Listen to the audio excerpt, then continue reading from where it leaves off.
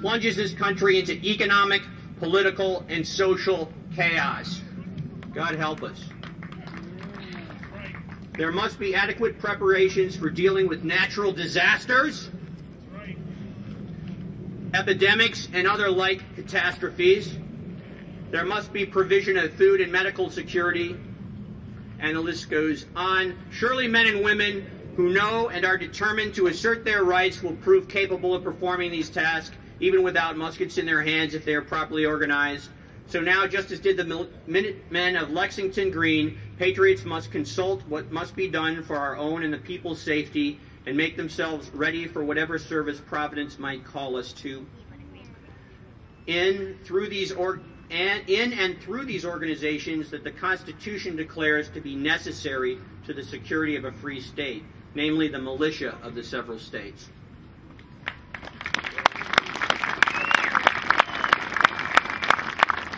How is this to be accomplished? In the selfsame manner in which all fundamental political reform must be brought about in a free state. We, the people, by ourselves, for ourselves, must employ democratic self-government to save, strengthen, and extend democratic self-government by revitalizing what the Constitution itself declares to be necessary to preserve democratic self-government, the militia of the several states. The proper path is through each of the states' legislatures, one by one. That's what Walter is trying to do. Committeesofsafety.org. The good people in each state must enact statutes that will revitalize their militia along strict constitutional lines for constitutional purposes immediately, if not sooner.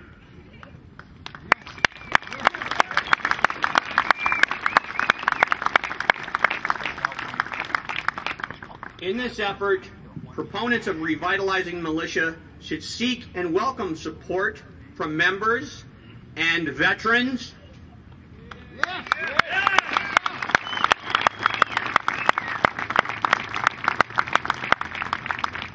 and veterans of the regular armed forces.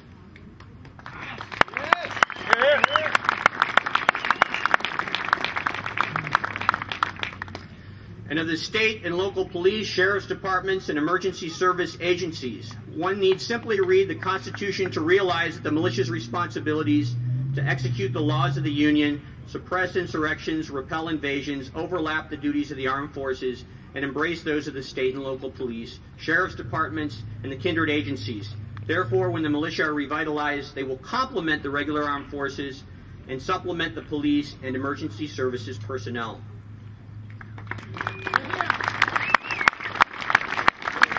The militia, armed forces, the police, and so on will be the closest of allies, never competitors, let alone antagonists, because they will all share the very same goal: the preservation of popular self-government against all enemies, foreign and domestic.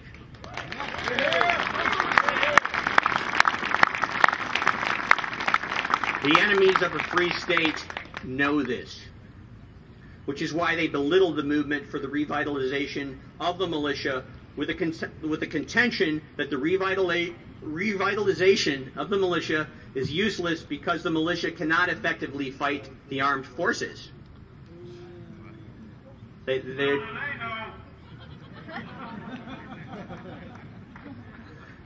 This is black propaganda broadcast in order to sow dissension, to create distrust, and to engender defeatism.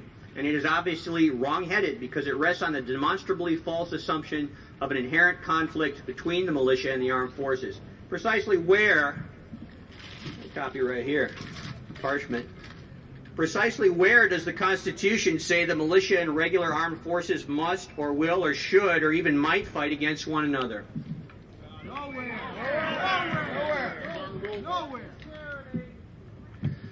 Are not the militia and the armed forces components of the very same constitutional plan? Yes. Are not they equally dedicated to securing the same common defense and general welfare that the Constitution's preamble promises to all Americans? Yes.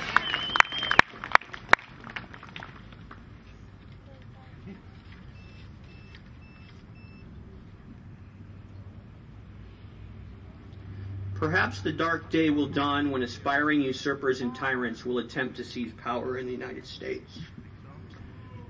But one cannot assume that on that day the armed forces in whole or in major part will consist of traitors who will aid and abet such a conspiracy by taking up arms against their own people.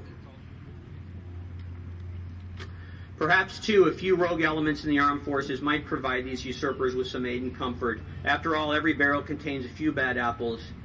But even then, would not the better part of the armed forces and the militia concert their efforts in order to restore and preserve constitutional government? Why should Americans expect any other outcome?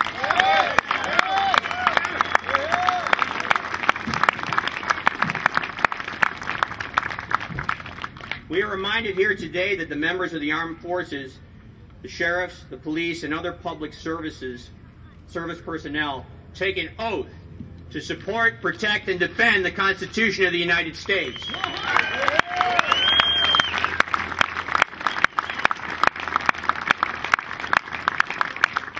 What, though, must be the consequence of this oath? The Constitution recognizes and empowers the militia of the several states as fundamentally important parts of its federal system. In fact, the Constitution devotes more words to setting out Congress's and the states' powers with respect to the militia than it does to setting out Congress's powers with respect to the Army and Navy. And the Constitution appoints the President of the United States as Commander-in-Chief of both the Army and Navy of the United States and of the militia of the several states. Thus, constitutionally, the militia of the several states are at least important as the regular armed forces. For that reason, when the members of the armed forces take an oath to support the Constitution, all of the Constitution, without any exception, they take an oath to support the militia of the several states as a component part of the Constitution itself.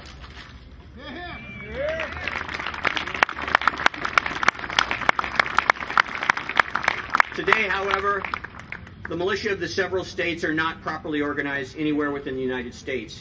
So the oath that the members of the armed forces take to support the Constitution as it should be enforced in its entirety must translate into an oath to support the revitalization of the militia so that the entirety of the Constitution can be enforced.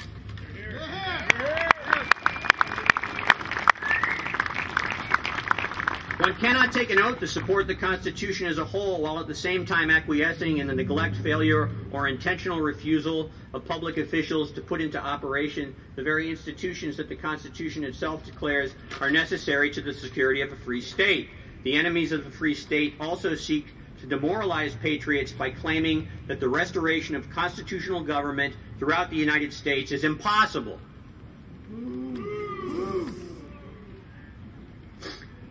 But it is precisely the revitalization of the militia of the several states that will make such a restoration not only possible, but also relatively easy. We know that it will be possible because the Constitution itself assures us that a well-regulated militia are necessary to the security of a free state, and if necessary, they will surely be sufficient for that purpose. We can further rest assured that the restoration of constitutional government through the revitalization of the militia will be practicable because the laws of nature and of nature's God favor the big battalions. And the good people of America outnumber the enemies of a free state by orders of magnitude.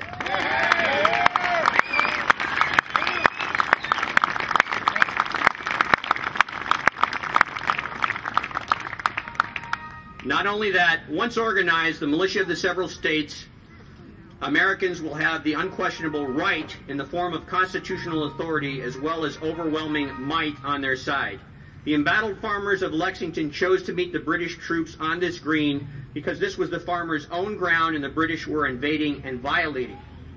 The Minutemen were in rightful possession, and possession, as the old saw has it, amounts to 9/10 of a law. The other 1/10 is enforcement of that possession. Who, though, are better able to enforce and have the greater incentive to enforce possession than the people in actual possession in decisive numbers with right on their side?